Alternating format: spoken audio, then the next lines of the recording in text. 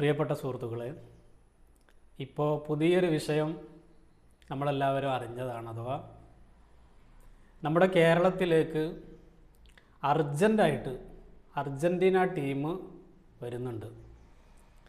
അപ്പോൾ അതിൻ്റെ എസ്റ്റിമേറ്റും കാര്യങ്ങളൊക്കെ നമ്മളെല്ലാവരും അറിഞ്ഞിട്ടുണ്ട്. ഏകദേശം 100 കോടിയോളം രൂപ അതിന് ചിലവുണ്ട്. പൈസൻ്റെ കാര്യം ഇവിടെ തീരുമാനമായിട്ടുണ്ട്. അർജൻറ്റീന ടീം എപ്പോഴാണ് വരിക, അല്ലെങ്കിൽ ഏതൊക്കെ അതിൽ കളിക്കാരുണ്ട് എന്നുള്ളത് അതൊന്നും തീരുമാനമായിട്ടില്ലെങ്കിലും എസ്റ്റിമേറ്റ് ഇവിടെ റെഡി ആയിട്ടുണ്ട്. പണം ഏതാനും ദിവസങ്ങൾക്കുള്ളിൽ തന്നെ പൈസൻ്റെ കാര്യത്തിൽ തീരുമാനമായിട്ടുണ്ട്. ഇപ്പോൾ നമ്മുടെ നാട്ടിലെ അവസ്ഥ എന്ന് പറയുന്നത് ഒന്നിനും പൈസ ഇല്ല.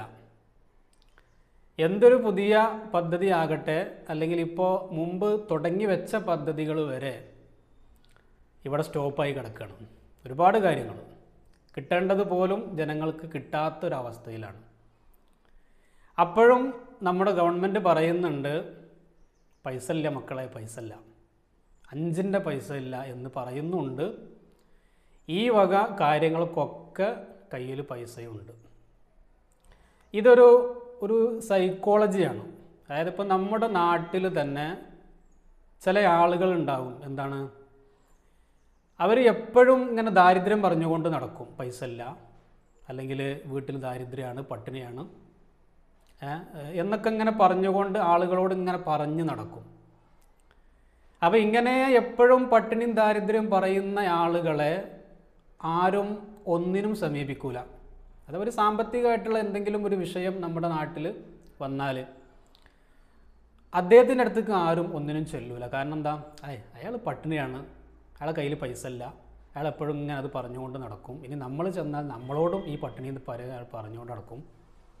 അപ്പോൾ പോയിട്ട് കാര്യമില്ല എന്ന് കരുതിയിട്ട് ആരും അയാളുടെ അടുത്തേക്ക് ചെല്ലൂല. ഇതിങ്ങനെ ചെല്ലാതിരിക്കുന്നതിന് വേണ്ടിയിട്ടാണ്, ആരും എന്നെ സാമ്പത്തികമായിട്ട് ഒന്നിനും സമീപിക്കരുത് എന്ന് വരുത്തി തീർക്കുന്നതിന് വേണ്ടിയിട്ടാണ് ഈ പട്ടിണി ഇങ്ങനെ പറഞ്ഞുകൊണ്ട് ഇരിക്കുന്നത്.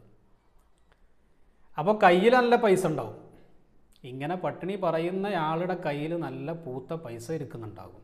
പക്ഷെ വേഷവും സംസാരവും പെരുമാറ്റമൊക്കെ കണ്ടു കഴിഞ്ഞാൽ ആളുകൾ ധരിക്കും ഇയാളെ കയ്യിൽ 5 പൈസ അല്ല എന്ന് കരുതും.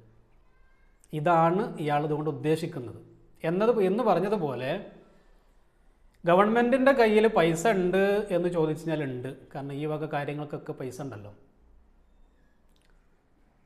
എന്നാലോ എന്തെങ്കിലും ഒരു ആവശ്യം വന്നു കഴിഞ്ഞാൽ പൈസ ഇല്ല. അപ്പോൾ ആളുകൾ ആദ്യം തന്നെ പറഞ്ഞ് പറ്റിച്ച് വെച്ചിരിക്കുകയാണ്, ഗവൺമെൻറ് പാപ്പരാണ്, ഗവൺമെൻറ്റിൻ്റെ കയ്യിൽ പൈസ ഇല്ല, ഗവൺമെൻറ് പട്ടിണിയിലാണ്, ദാരിദ്ര്യത്തിലാണ് എന്ന് പറഞ്ഞ് പതിപ്പിച്ച് വെച്ച ശേഷം ഈ വക മാഞ്ഞാളത്തിന് മുഴുവനും പൈസയുണ്ട്. ഇപ്പോൾ ആർക്കാണ് ഇവിടെ ഇത്ര അത്യാവശ്യമായിട്ട് അർജൻറ്റായിട്ട് അർജൻറ്റീന ടീമിനെ കേരളത്തിലേക്ക് കൊണ്ടുവരേണ്ടത് എന്ന് മനസ്സിലാകുന്നില്ല. ഇല്ലെങ്കിൽ അത് ആ മന്ത്രി ആയാലും ആരായാലും ആ വിഷയം പറയണം. എന്തിനാണ് ഇപ്പോൾ ഇത്ര അർജൻറ്റായിട്ട് അർജൻറ്റീന ടീമിനെ കേരളത്തിലേക്ക് കൊണ്ടുവരേണ്ട ആവശ്യം എന്താണ്? ഇതുകൊണ്ട് നമ്മുടെ കേരളത്തിലെ യുവാക്കൾക്ക് അല്ലെങ്കിൽ സ്പോർട്സ് മേഖലയ്ക്ക് എന്താണ് ഇതുകൊണ്ടുള്ള പ്രയോജനം? എന്തെങ്കിലും ഒരു ലക്ഷ്യം ഉണ്ടാവുമല്ലോ, അല്ലെങ്കിൽ എന്തെങ്കിലും നേട്ടം, അതെന്താണെന്ന് കൂടി ഇവർ വ്യക്തമാക്കണം. അറിയാത്തത് കൊണ്ട് ചോദിക്കണം, അതും കൂടി വ്യക്തമാക്കണം. ഇത്രയും പണം ചെലവാക്കിയിട്ട് കേരളത്തിൽ ഇത്രയും പ്രശ്നങ്ങളും പ്രയാസങ്ങളും ഒക്കെ ഉള്ള സമയത്ത് പോലും അതൊന്നും കണക്കിലെടുക്കാതെ മുഖവിലേക്കെടുക്കാതെ ഇത്ര അർജൻറ്റായിട്ട് അർജൻറ്റീന ടീമിനെ ഇവിടെ ഇത്രയും പൈസ ചെലവാക്കി കൊണ്ടുവരേണ്ട ആവശ്യം എന്താണ്? അത് പറയണം. ആദ്യം ജനങ്ങളോട് അത് പറയണം. അതിന് ഉത്തരവാദിത്തമുണ്ട്.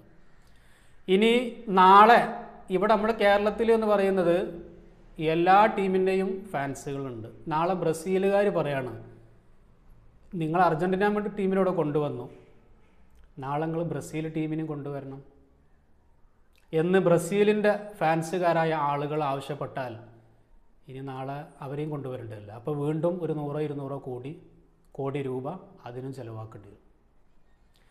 പിന്നെ നമ്മുടെ കേരളത്തിന് ഇപ്പോൾ ജർമ്മൻ ഫുട്ബോളിൻ്റെ ഫാൻസുകാരുണ്ടാവും. അവർ പറയാണ്, നിങ്ങൾ അർജൻറ്റീനയെ കൊണ്ടുവന്നു, ബ്രസീലിനെ കൊണ്ടുവന്നു, ജർമ്മൻ ടീമിനെ ഇങ്ങോട്ട് കൊണ്ടുവരണം എന്ന് പറഞ്ഞു കഴിഞ്ഞാൽ അവർ നാളെ കൊണ്ടുവരേണ്ടി വരും. എന്താണിതുകൊണ്ട് ലക്ഷ്യമാക്കുന്നത്? അല്ലെങ്കിൽ അർജൻറ്റീന ടീമിനെ തന്നെ സെലക്ട് ചെയ്യാനുള്ള കാരണം എന്താണ്? ഇതൊന്നും മനസ്സിലാകുന്നില്ല. എന്താണിതുകൊണ്ട് നമ്മുടെ നാടിനുണ്ടാകുന്ന പ്രയോജനം? ഇതുകൊണ്ട് എന്ത് നേട്ടം കിട്ടും, യുവാക്കൾക്കാകട്ടെ അല്ലെങ്കിൽ സ്പോർട്സ് മേഖലയിലാകട്ടെ എന്ത് നേട്ടമാണ് ഇതുകൊണ്ട് കിട്ടുക എന്നുള്ളത് കൂടെ ഒന്ന് വ്യക്തമാക്കിയാൽ നന്നായിരുന്നു. പ്രശ്നമൊന്നുമില്ല, നമ്മുടെ നാട്ടിൽ ബുദ്ധിമുട്ടും സാമ്പത്തികമായിട്ട് ബുദ്ധിമുട്ടും പ്രയാസങ്ങളൊന്നും ഇല്ലാന്നുണ്ടെങ്കിൽ ഇത്തരം കാര്യങ്ങൾ നടത്തുന്നത് കൊണ്ട് കുഴപ്പമില്ല. ഇത്രയും പ്രയാസങ്ങൾക്കും പ്രശ്നങ്ങൾക്കും ഇടയിൽ നിന്നുകൊണ്ട് തന്നെ ഇത്തരം കാര്യങ്ങൾ ചെയ്തതുകൊണ്ട് എന്ത് കിട്ടും എന്നുള്ളത് വ്യക്തമാക്കുന്നവർ അറിയാവുന്നവരുണ്ടെങ്കിൽ അതും കൂടെ ഒന്ന് പറഞ്ഞു തരണം.